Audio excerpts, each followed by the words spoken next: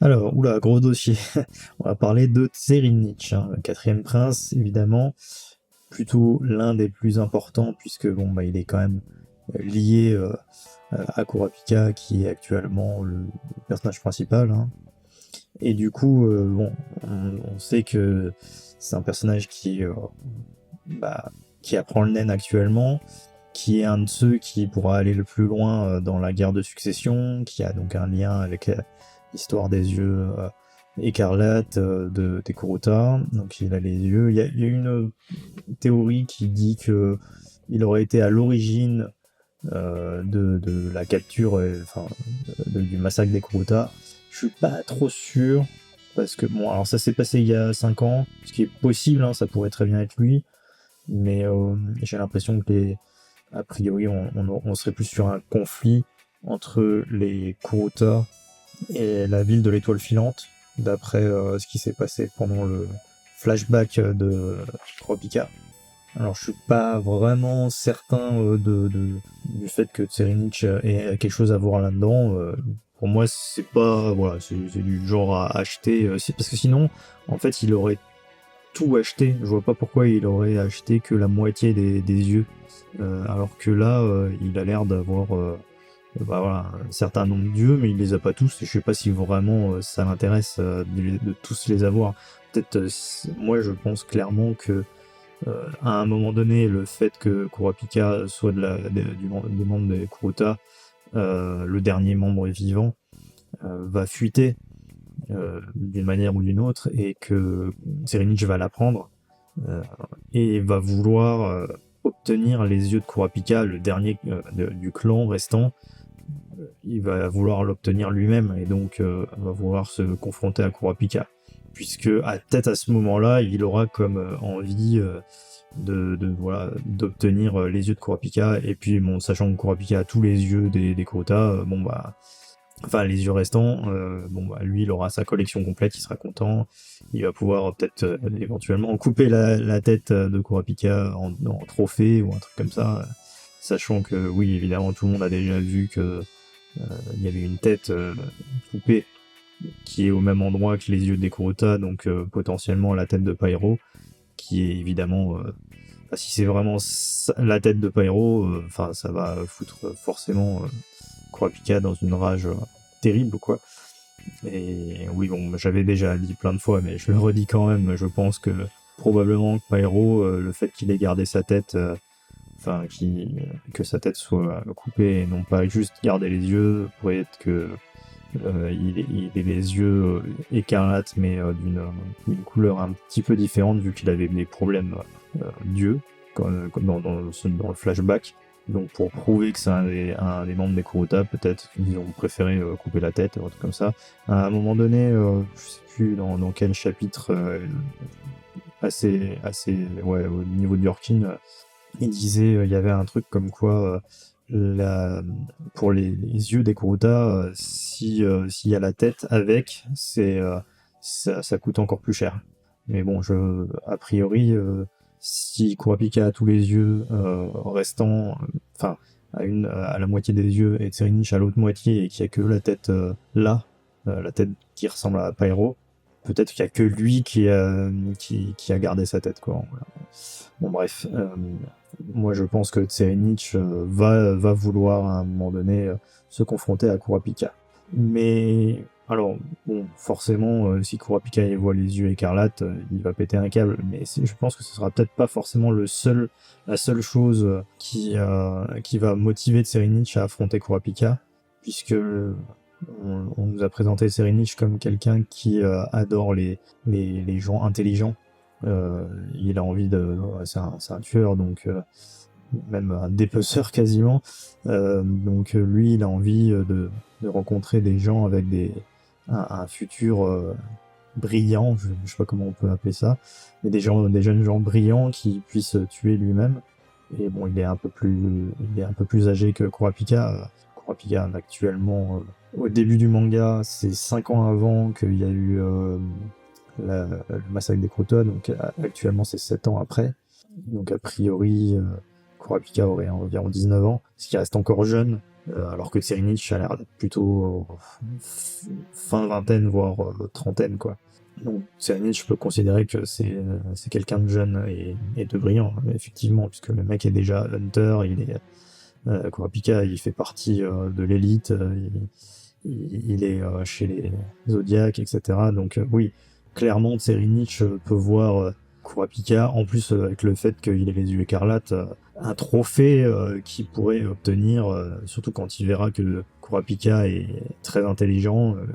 Enfin, il le sait déjà, parce que maintenant que... Enfin, il a bien vu déjà que Kurapika a été capable de gérer un petit peu toute la situation actuelle en mettant un petit peu tout le monde dans un statu quo. Donc il a bien vu déjà, il le connaît pas, hein, puisque bon, ça m'intéresse pas spécialement, mais il a quand même envoyé Danjin et Muan au cours pour le nen.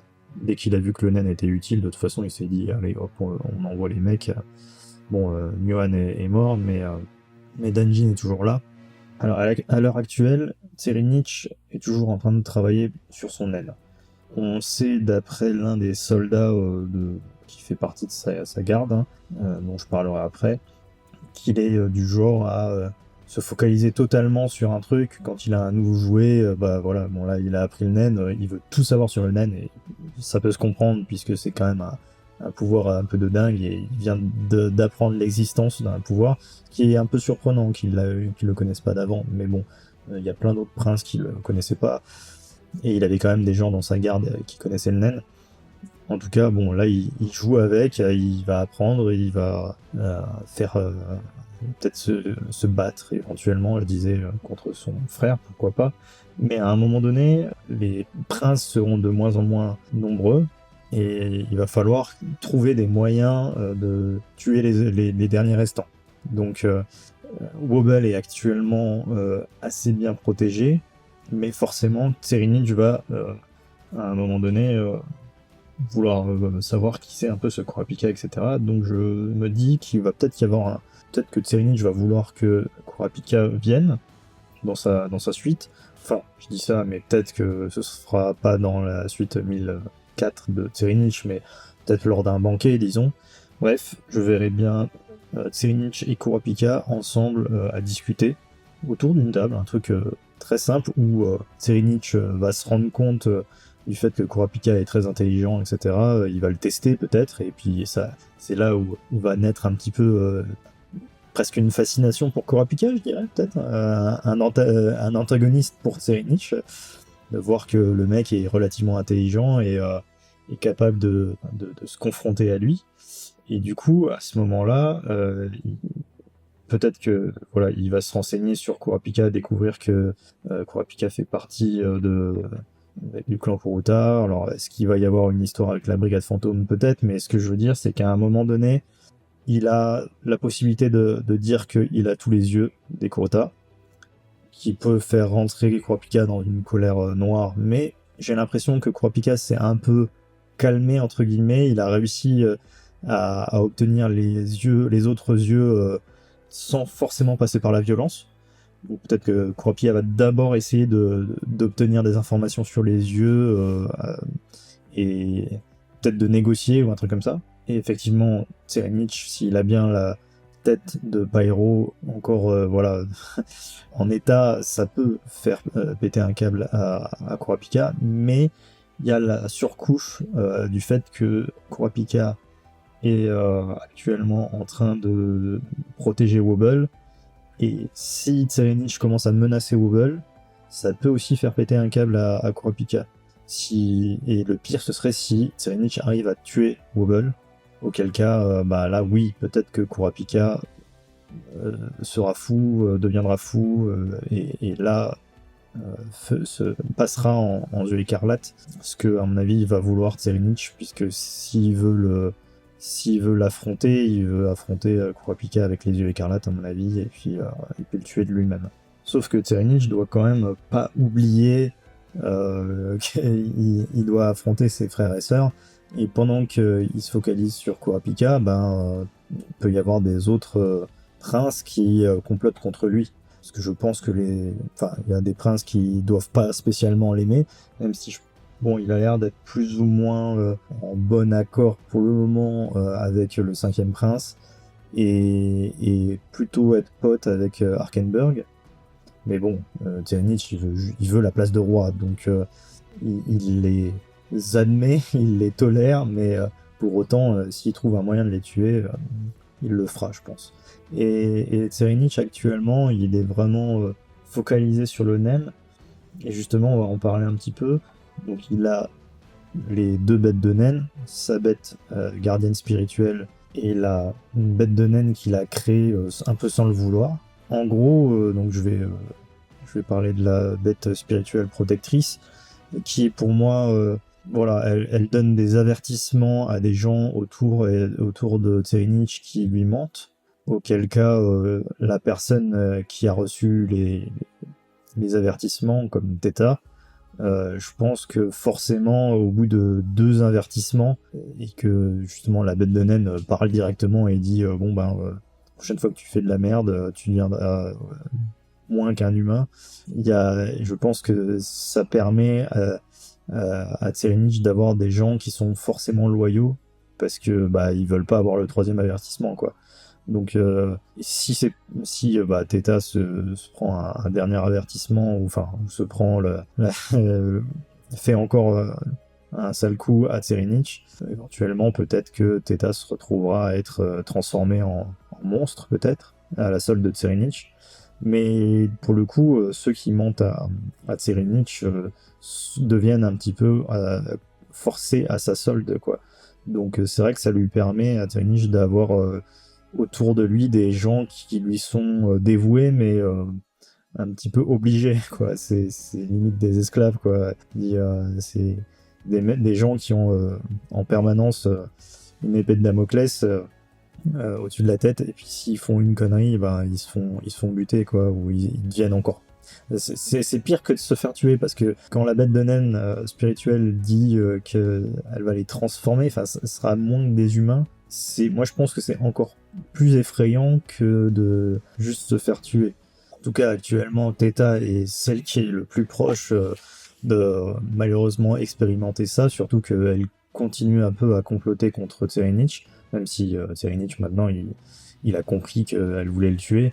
Theta est pas encore au courant que Tyranich sait qu'elle veut le tuer, vu qu'il l'a vu dans le futur, alors que pour elle, bah voilà, elle a juste vu Tyranich se téléporter, elle comprend pas, elle va peut-être comprendre au bout d'un moment, mais bon, pour le moment, elle complote quand même encore contre Tyranich, donc potentiellement on peut se faire attaquer par la bête spirituelle. Pour le moment, c'est Sarkov qui est encore en train d'entraîner Tyranich. Mais est-ce que cette bête spirituelle protectrice, ce cheval un peu bizarre, horrible là, peut affecter des gens qui n'utilisent pas le NEM? Parce que, bon, clairement, il y a que Theta et Sarkov qui voient la bête spirituelle protectrice. C'est le seul... d'ailleurs, pour toutes les autres, hein, aussi, les gens qui n'utilisent pas le NEM ne voient pas les bêtes gardiennes spirituelles des princes, n'importe lequel. Donc, est-ce que quand même, quand tu n'es pas utilisateur de NEM et que tu fais une crasse à Tyranich, la bête spirituelle va te donner des avertissements, ou peut-être que tu vas juste te réveiller le lendemain avec une cicatrice et puis une brûlure, et puis t'as même pas eu le temps de dire ouf, parce que t'as même pas eu l'avertissement verbal de la bête spirituelle, et tu te fais, si t'as un 3e avertissement, enfin c'est le 3e avertissement est critique, quoi.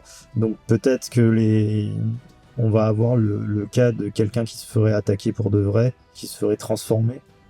Mais dans le cas-là, on peut imaginer que c'est quelqu'un qui aurait pas le naine et qui se rendrait peut-être pas compte qu'il est en train de faire une grosse connerie, quoi. Même s'il verrait qu'il a la même gueule que Theta, qui est actuellement complètement brûlé, etc.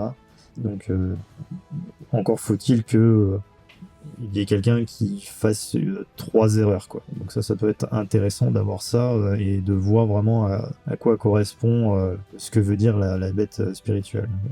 La transformation en être peut-être monstrueux, voilà, qui serait à la solde de Tyranich, ou ou une deuxième, encore une autre bête de naine qui viendrait s'ajouter, que en fait l'humain se transformerait en bête de naine aussi, je sais pas, à la solde de Tserinich, je veux dire.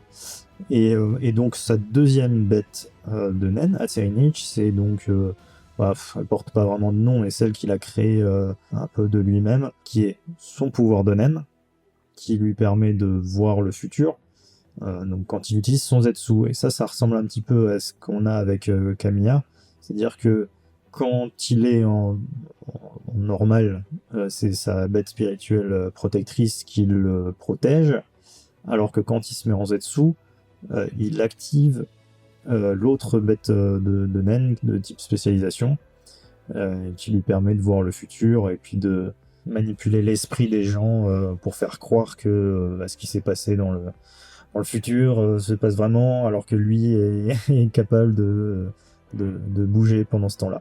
Bref, sa bête de naine là, moi je trouve ça intéressant parce que, un peu comme Kamiya, il est certes il est protégé, et puis Kamiya elle avait jusque-là pas utilisé sa bête spirituelle protectrice, mais quand il est en Zetsu, il est quand même encore vachement vulnérable. Donc en gros, je me dis que pour battre Tserinich, il faut quelqu'un qui soit capable peut-être d'aller plus vite que lui, ou d'avoir un rayon d'attaque qui est si grand que Tserinich n'est pas capable de s'extirper de ce rayon d'attaque même avec 10 secondes d'avance. Bon, ça me paraît un petit peu exagéré, mais pourquoi pas, surtout que les hunters, etc., un peu comme Kurapika, ils sont entraînés, et avec sa chaîne, il peut lancer sa chaîne très loin, et je sais pas, je crois qu'il disait en 0,5 secondes, il pouvait attacher un membre de la brigade qui se trouvait à une certaine distance à un moment donné à Yorshin. On parlait de ça. Donc Kurapika pourrait attaquer très rapidement Tserinich, et le temps que Tserinich se mette en Zetsu, il se fait attaquer avant de se mettre en Zetsu. Kurapika, pour le moment, il est quand même capable de comprendre l'utilité de la bête de naine de Tserinich avec sa vision du futur, puisqu'il a déjà expérimenté les naines de prédiction avec tout ce qui est les naines de néon, etc. Donc potentiellement, il pourrait comprendre comment ça se fait que Tserinich est capable d'esquiver les attaques, etc. Pour autant, la capacité de Tserinich est hyper forte, et il est capable de tuer n'importe qui assez rapidement grâce à cette capacité. Alors, j'aime bien le fait que il ait deux bêtes de naine, et en même temps qu'il ait une bête de naine qu'il n'est pas désirée. En fait, la création de sa bête de naine qui permet de voir dans le futur, donc fait partie d'un de ses pouvoirs de naine, hein, c'est sa création à lui, sauf qu'elle n'est pas désirée. Peut-être que Tserinich, à un moment donné, il va regretter de ne pas avoir pu choisir lui-même sa capacité. Parce que certes, elle est hyper utile, le fait de voir le futur, etc., c'est hyper utile, pour le moment, il est en kiff total. Et puis peut-être qu'à un moment donné, il se dira ouais, mais ok, c'est super utile, mais moi je veux autre chose.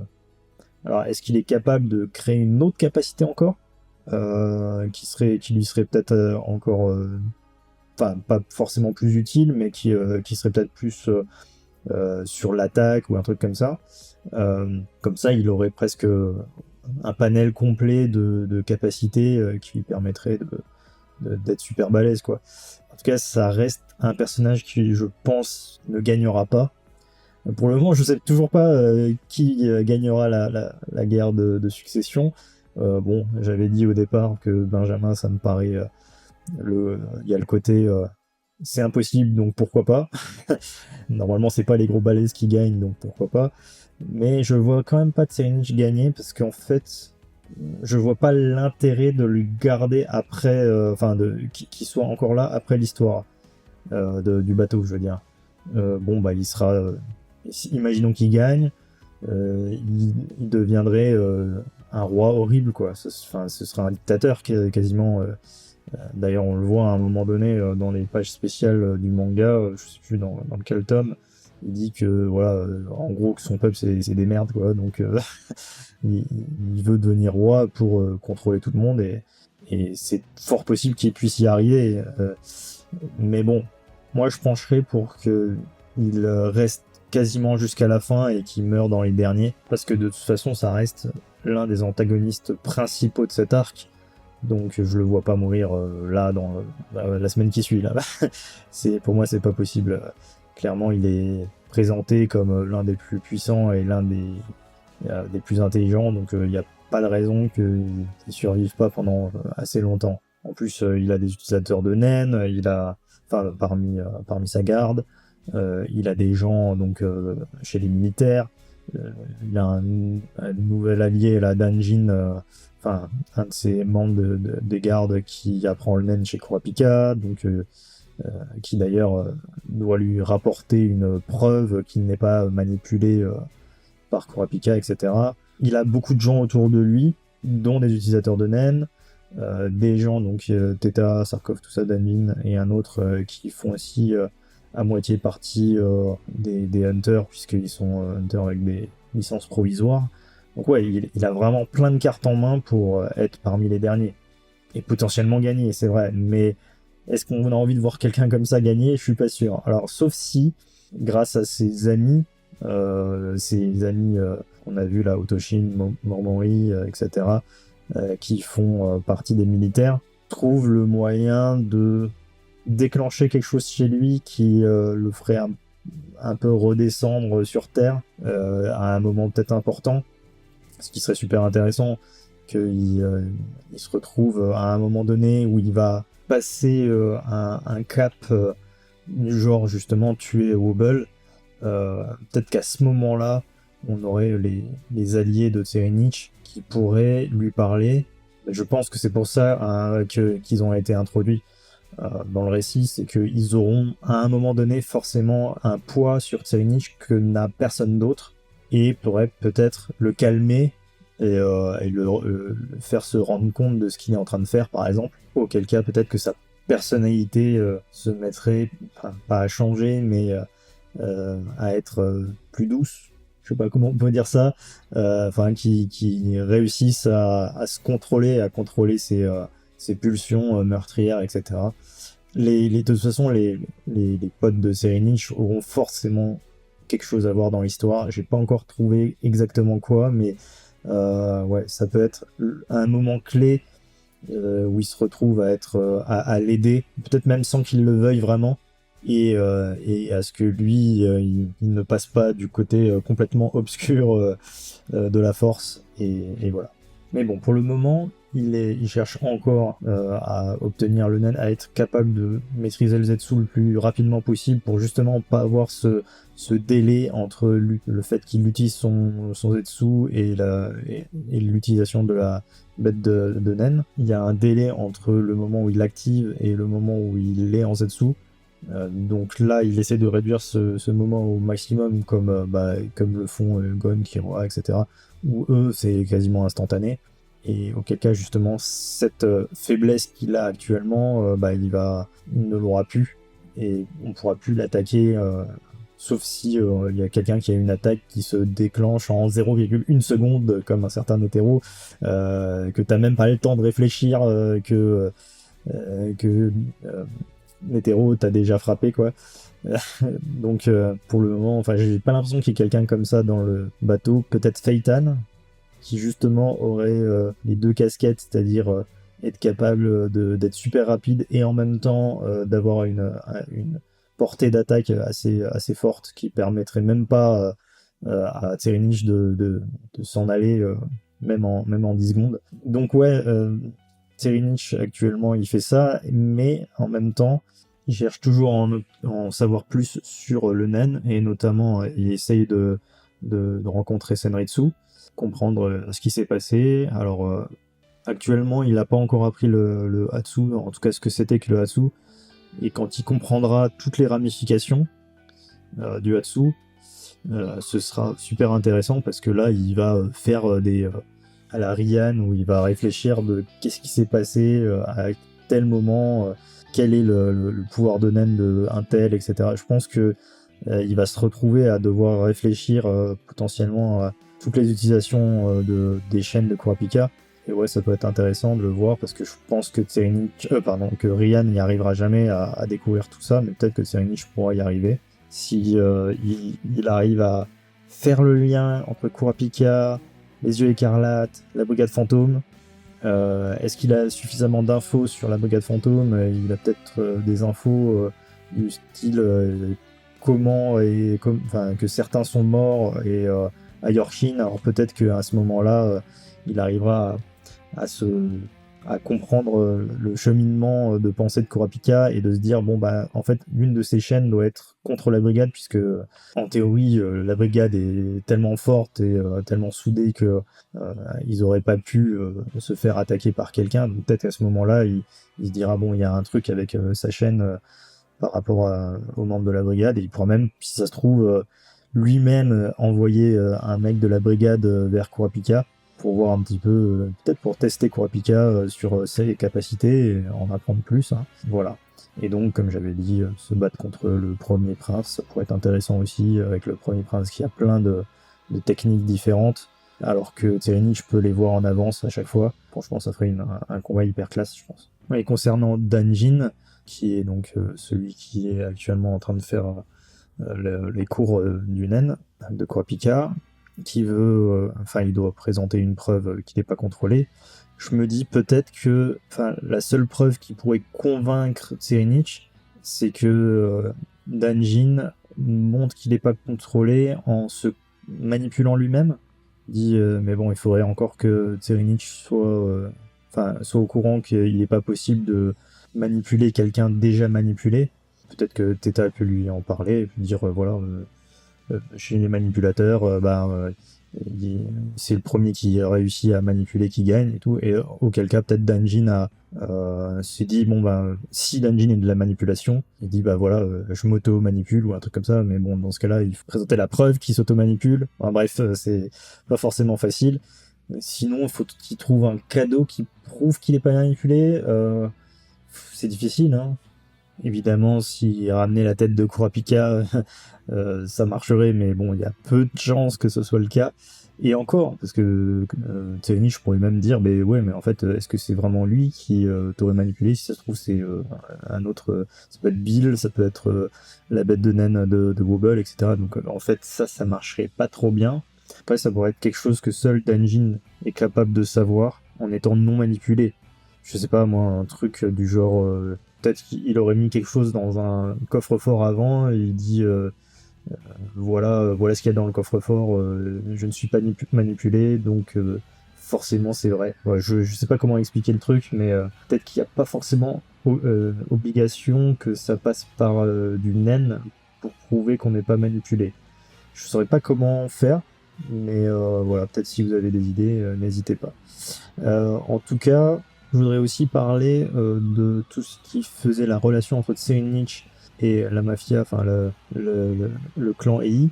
Actuellement, il y a une vraie scission entre Tserinich et Morena, alors que Tserinich était un médiateur entre les princes et les Ei. Et du coup, on a vu qu'à un moment donné, le jour où Tserinich a créé sa bête de naine, à lui, juste un peu avant de la créer, il vient de tuer quelqu'un. On voit, il y a des organes, etc. Il l'a même découpé, c'est assez gore.